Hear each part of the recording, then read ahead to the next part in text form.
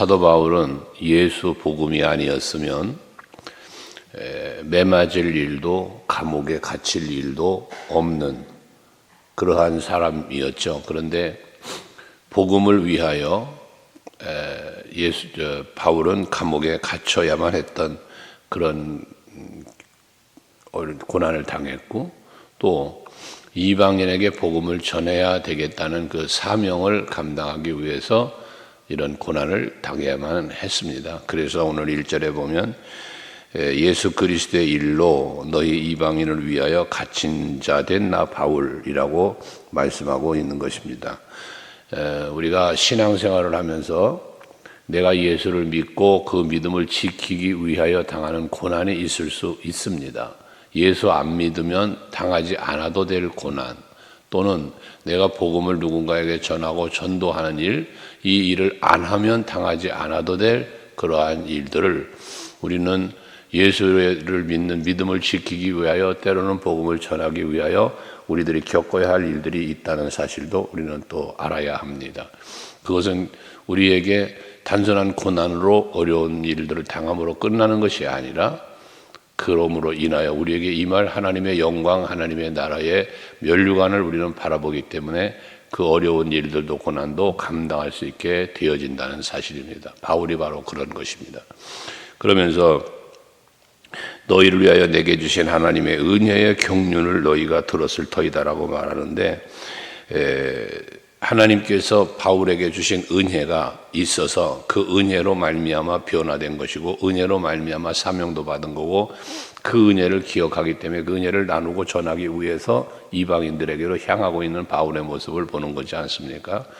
바울의 이런 말하고 있는 것처럼 우리도 내가 받은 은혜가 어떠한 은혜인지를 알 때 전하지 않고는 견딜 수 없는 그러한 우리 마음의 열정이 생기게 되어진다는 거예요. 전도하는 일이 여러분에게 힘들고 어렵다라고 여겨진다고 만약에 그런다면 예수 십자가의 은혜와 사랑이 내 마음에 큰 감격이 되어 있지 않기 때문이라고밖에 할 수 없습니다. 우리 찬송 중에 이 기쁜 소식을 온 세상 전하세 그러잖아요. 예수 그리스도를 믿는 것이, 예수께서 나 위하여 죄사한 은총을 베풀어 주는 것이 얼마나 큰 은혜인지, 얼마나 값진 사랑인지를 우리가 분명하게 알고 믿게 되면 이 사실을, 복음을 전하고 예수를 전하는 것이 부끄러운 일도 힘든 일도 아닌 것이죠. 항상 우리는 말씀드리지만 하나님께로 받은 은혜를 은혜로 아는 것이 중요하다라는 것인데, 근데 그 은혜를 알게 해주신 것에 대해서 3절은 뭐라고 말하냐면 곧 계시로 내게 비밀을 알게 하신 것은 이라고 말하고 있어요. 이걸 비밀이라고 말하고 있습니다. 감추어진 것입니다, 비밀은. 근데 이걸 알게 해주셨다는 거죠. 이 비밀을 알게 해주신 것이 은혜라는 거예요. 예레미야 선지자에게 33장에서 그렇게 말하잖아요. 너는 내게 부르짖으라 내가 너에게 응답하겠고 하시면서 네가 알지 못하는 크고 은밀한 일을 너에게 보여주시겠다라고 말씀하잖아요. 알지 못하던 은밀한 일, 감춰줬던 비밀, 같은 맥락이에요. 그게 뭐예요? 메시아의 구원입니다. 예수를 통한 구원의 역사를 말씀하고 있는 것입니다. 이미 우리는 이 비밀을 알게 되어진 자여 믿는 자로서 하나님의 은혜와 사랑을 입은 자가 되어진다는 것이죠. 그 알게 하신 것을 복음인데, 예수인데, 이것을 이제 기록했다는 것이죠. 그것을 기록했는데 4절에 보면 그것을 읽으면 내가 그리스도의 비밀을 깨달은 것을 너희가 알 수 있으리라 라고 말합니다. 다시 말해서 오늘의 이 성경, 복음을 기록했는데 기록한 것을 너희들 읽으면 그러잖아요. 오늘날 우리들도 마찬가지예요. 이 성경을 읽을 때, 성경을 말씀을 들을 때 우리는 이 말씀을 통하여, 계시의 말씀을, 기록된 말씀을 통하여 예수를 알고 그 사랑을 알게 된다는 거죠. 그 비밀을 알게 되어진다는 것입니다. 그래서 이 말씀을 계시라라고 말씀하고 있는 것이죠. 여러분들이 믿음의 본질은 말씀 속에 있다고 그랬잖아요. 그러니까 내가 하나님의 말씀을 자꾸 읽고 듣고 배울 때 내 신앙은 점점점 성숙해지는 신앙이 되는 것이고, 더 많이 하나님을 알고 더 많은 예수를 알게 되어지기 때문에 그와 같은 말씀을 하고 있는 것입니다. 그래서 우리도 바울처럼 감추어졌던 비밀이지만 이 비밀의 계시를 우리에게도 들려주시고 말씀을 듣게 해주시고 예수를 믿을 수 있는 이 엄청난 은혜를 베풀어 주셨다는 사실 앞에 감사해야 할 것입니다. 그러면서 9절에 보면 이제 그의 거룩한 사도들과 선지자들에게 성령으로 나타나신 것 같이 다른 세대에서는 사람의 아들들에게 알리지 아니하셨으니라고 말하고 있는데, 구약 시대에는 유대인에게 율법으로 주어졌습니다. 말씀이 율법으로 주어졌고, 그러나 다른 세대, 예수님의 세대, 메시아가 오셔서 구원의 역사를 이루신 이 다음 세대, 또 오늘날 우리들처럼 성령의 시대, 이때에는 성령으로 인해서 이 사실들을 알게 해주시는 거잖아요.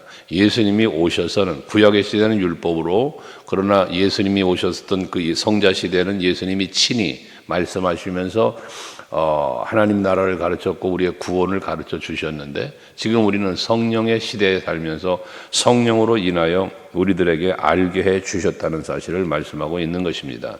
어찌되었든 삼위일체 하나님께서 계획하시고 성취시켜 가시면서 우리들의 구원을 이루어가고 있음을 말씀하고 있는 것이죠. 이때에 6절에 보면 이는 이방인의 복음으로 말미암아 그리스도 예수 안에서 함께 상속자가 되고 또 지체가 되고 약속에 참여하는 자가 됨이라라고 말씀해서 이방인의 구원과 더불어 이방인들조차도 아브라함의 후손, 언약의 후손이 되게 하셨음을 말씀하고 있는 것이에요. 예수님이 여리고를 지나가실 때에 삭개오라는 사람이 예수님을 보고 싶어 나와 봤지만 볼 수가 없어서 뽕나무 꼭대기에 올라가면서까지 예수를 바라보았지 않습니까? 그때 예수께서 그 사모하는 마음을 보시고 삭개오야 내려와라 하시면서 그를 만나주시고 그 가정에 들방문하시고 이도 아브라함의 후손이라는 귀한 축복의 말씀을 주시지 않았습니까? 이방인이지만 예수를 알지 못했던 사람이지만 하나님의 택하심의 은혜로 예수 그리스도께서 그를 부르심의 은혜로 아브라함의 후손 언약의 자손이 되어질 수 있었던 것처럼 이방인들에게는 소외되었던 이방인들, 유대인들에게는 자기들의 선민의식과 우리들 나만의 하나님 이 의식을 가지고 있었던 사람들이잖아요. 하지만 이 감추어주던 비밀의 계시가 선지자들을 통하여 사도들을 통하여 성령의 감동으로 기록되어서 읽혀지게 되고 듣게 되어지면서 이들 또한 아브라함의 후손의 언약의 후손이 되어지게 되었다는 것입니다. 그래서 그러므로 이제 7절에 이 복음을 위하여 그의 능력이 역사하시는 대로라고 말씀하고 있는데, 골로새서 1장 29절에도 말씀하고 있습니다만은 하나님께서 능력으로 역사하심으로 바울에게 복음이 임했고 만나주셨고 성령이 임했고 그 능력으로 역사하는 대로 하나님께서 바울에게 주신 은혜의 선물을 따라 내가 일꾼이 되었다라는 말씀을 합니다. 그러니까 바울이 다메섹 도상에서 예수를 만나고 그가 베풀어 주신 귀한 말씀과 또한 명령과 성령의 임재함 속에서 그 은혜를 입음으로 말미암아 예수를 알게 됐고 하나님 나라를 알게 됐고 이방에게 복음을 전하게 되었다는 것이거든요. 디모데전서 1장 12절 말씀에 보면 내가 전에는 핍박자요 포행자요 회방자였다고 하잖아요. 그런 바울이었다는 거죠. 그럼에도 불구하고 예수께서는 나를 충성되이 여기셔서 라는 표현을 해요. 나를 충성되이 여기셔서 내게 직분을 맡기시미니 했는데 그 직분이 무슨 직분입니까? 이방인의 사도로 이방인들에게 복음을 전할 수 있도록 해주셨다는 사실을 바울은 이것을 은혜의 선물이라 라고 말씀하고 있는 거예요. 앞에 2장에서도 말씀했지만 우리의 구원은 믿음으로 말미암아 이루어지는 것인데 그 믿음이 하나님이 우리에게 주신 선물이라 그랬지 않았습니까? 이것처럼 우리가 예수를 믿고 구원을 받는 것은 전적인 하나님의 은혜와 사랑 안에서 이루어졌다는 이 사실을 늘 잊지 마시고 감사하며 살아야 한다는 거예요. 심지어 바울은 8절에 그런 말을 해요. 모든 성도 중에 지극히 작은 자보다 더 작은 나에게 은혜를 주신 것은이라고 말합니다. 그러니까 지극히 작은 자보다 더 작은 나라는 자기를 작은 자로 표현을 하고 있습니다. 이 표현의 의미가 무엇이었습니까? 하나님의 은혜를 받을 수 없는 존재, 하나님의 사랑을 받기 참 힘든 존재, 그럼에도 불구하고 그러한 나에게 은혜를 주셨다는 것이거든요. 디모데 1장 15절에서는 내가 죄인 중에 괴순이라 라고 말씀하고 있지 않습니까? 자기 자신을 바라볼 때 죄인 중에 괴수였어요. 여기 보면 지극히 작은 자보다 작은 나라고 그런 표현을 하는 것처럼 자기 자신을 그렇게 하나님의 은혜와 사랑을 받기 어려웠던 나라는 거죠. 그렇지만 그런 나에게도 하나님께서는 은혜를 주셨다는 사실을 말씀하고 있는 겁니다. 근데 그러면서 왜 이 은혜를 주셨는가? 그런 작은 자 중보다 아주 지극히 작은 나였는데, 죄인 중에 괴수였던 나였는데 왜 이런 은혜를 주셨느냐?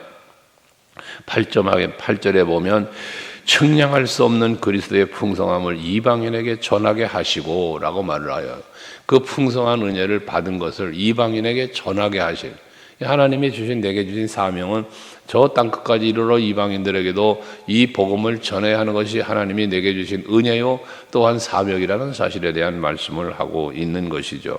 그러니까 오늘날 우리들도 마찬가지예요. 내가 구원받은 목적, 하나님께서 나 위하여 십자가 지신 목적이 어딘가라는 목적을 생각하면, 물론 첫째는 하나님께 감사와 찬송과 영광을 돌리게 하려 하심이라고 앞에 1장 6절에서 말씀을 나눈 것처럼, 하나님께 받은 은혜에 대해서 감사하며 하나님께 영광을 돌리는 일이 우리에게 첫 번째의 목적이라면, 두 번째 목적이라면 또 영혼 구원을 위하여 이 복음을 전하는 것이 우리의 구원받은 목적이 될 수 있다는 것입니다. 그러기에 우리는 전해도 되고 안 전해도 되는 게 아니라 반드시 복음을 전해야 되는 거예요. 이게 우리에게 주어진 사명입니다. 우리가 은혜를 받은 이유입니다. 그래서 날마다 때를 얻든지 못 얻든지 너는 복음을 전파하라고 말씀하고 있는 것이죠. 오늘도 여러분들이 하루를 사시면서 내가 받은 은혜를 마음에 품고 그 은혜를 마음껏 나누며 전할 수 있는 여러분들이 되셔야 하는 겁니다. 뿐만 아니라 9절에 보면 영원부터 만물을 창조하신 하나님 속에 감춰졌던 비밀의 경륜이 어떠한 것을 드러내게 하려 합니다 라고 말합니다. 그러니까 하나님은, 우리가 믿는 하나님은 이 우주 만물 공간 속에 계신 하나님이라기보다 모든 만물이 만들어지기 이전, 창세 전부터 계셨던 하나님이시다. 그러니까 하나님의 존재와 하나님의 계시는 초소를 우리들이 바라보는 이 우주 만물에 비교할 수 없음을 말하는 거예요. 이게 하나님의 경륜이라 그랬어요. 하나님은 영원 전부터 영원까지, 시제로 말하면 다스리는 분이시고 우주 공간을 초월하셔서 이 모든 걸 다스리시는 분이 여호와 하나님이심을 우리는 알아야 한다는 것이죠. 그래야 그것은 결국 뭘 말합니까? 창조주이시면서 우리의 구원주이시면서 모든 것을 다스리며, 그러니까 시간, 때와 환경 모든 것을 다스리며 섭리하시는 분이 여호와 하나님이시라는 거예요. 그러한 하나님께서 우리를 그 자녀를 삼아 주신 것, 이게 우리의 구원이지 않습니까? 이게 우리가 받은 은혜예요. 이걸 귀히 여기고 값지게 여길 때 은혜는 커지는 거예요. 그게 풍성한 하나님의 은혜가 되어짐을 말하는 것이죠. 그러면서 10절에 이는 이제 교회로 말미암아 하늘에 있는 통치자들과 권세들에게 하나님의 각종 지혜를 알게 하려 하심이니라고 말합니다. 교회는 예수가 있는 곳이고 성령이 역사하는 곳이 되어야 하고, 이와 같은 사실을 하나님의 살아계심과 예수 그리스도를 통한 우리의 구원을 이루시며 성령께서 함께하며 우리를 감화감동하고 인도하심을 증거하는 것이 교회여야 되고, 이러한 사실들을 경험하는 것이 교회여야 하는 겁니다. 우리 서강교회가 바로 하나님의 살아 역사하시는 곳, 예수가 계셔서 우리에게 계속적인 그 십자가 보혈의 은혜를 깨닫게 하시는 곳, 성령의 역사하심 속에 그 은혜를 은혜로 알고 누리며 감사하며 사는 곳, 여기 교회가 그런 교회가 되어져야 할 것입니다. 그러기 위해서는 여러분들이 우리 교회에 나와 예배하시고 이곳에 와서 또한 주 안에 교제하고 하는 그러한 신앙생활 속에서 우리 신앙생활의 모토가 교회가 되어서 교회를 통하여 베푸시는 하나님의 은혜와 사랑을 더 풍성히 받아 누리시고 또 이 사실들을, 이 은혜와 사랑을 나누는 우리 교회가 되고 성도들이 되어야 할 것입니다. 영원부터 주 예수, 우리 그리스도 예수 안에서 예정하신 뜻대로 했다고 했습니다. 그러니까 이와 같은 교회를 향한 하나님의 계획도 영원 전부터 이루어진 거예요. 물론 교회라는 것은 건물적 교회라기보다는 그리스도 예수의 터 위에 세워지는 교회라 했으니 예수님의 사랑, 그 계획, 우리의 구원의 계획이 영원 전부터 우리에게 주어진 예정한 뜻이라고 말씀하고 있는 거예요. 그래서 1장 3절에서도 창세전에 우리를 예정하셨다는 표현을 하지 않습니까? 하나님은 영원 전부터 존재하신 것처럼 영원 전부터 일하셨던 하나님, 우리의 구원의 계획을 이미 이루신 하나님이시라는 말씀을 하고 있는 것입니다. 12절에 우리가 그 안에서 그를 믿음으로 말미암아 담대함과 확신을 가지고 하나님께 나아감을 얻었느니라 라고 말씀하고 있어요. 영원하신 하나님의 언약과 그 언약의 성취를 통해서 우리가 그것을 믿을 때 그 믿음으로 말미암아 하나님께로 나아가게 되어졌다는 것이에요. 로마서 5장 1절 2절 이하의 쭉 말씀해 보면 그리스도 예수로 말미암아 하나님과 더불어 화평을 누리자 하면서 그 은혜로 말미암아 하나님께 나아감을 얻었다라는 말씀을 해요. 하나님과 우리와의 사이는 죄가 가로막고 있었다 그랬지 않았어요? 그 죄가 가로막고 있던 우리들과 하나님과의 관계를 예수 십자가로 그 죄를 사해 주시니까 하나님과의 관계가 열렸어요. 그 화평한 관계가 되어지면서 하나님 앞으로 나아가는 길이 열렸다는 거예요. 나아가게 되었다는 거예요. 갈 수 있게 됐다는 것이에요. 오늘도 우리가 이처럼 주의 성전에 나와 하나님 앞에서 예배할 수 있다는 것, 이것도 우리가 받은 은혜라는 사실을 말하는 것입니다. 하나님께 나아갈 수 있는 그 길이 열려진 것은 큰 은혜와 축복이라는 것이에요. 그 나아갈 수 있는 길이 열림이 결과적으로 어디로 이어졌습니까? 하나님의 나라로 이어진 것입니다. 그래서 우리는 하늘나라의 소망을 갖게 되어진 것이죠. 그 13절에 그러므로 너희에게 구하노니 너희를 위한 나의 여러 환난에 대하여 낙심하지 말아라. 이는 너희의 영광이라 라고 말씀하고 있습니다.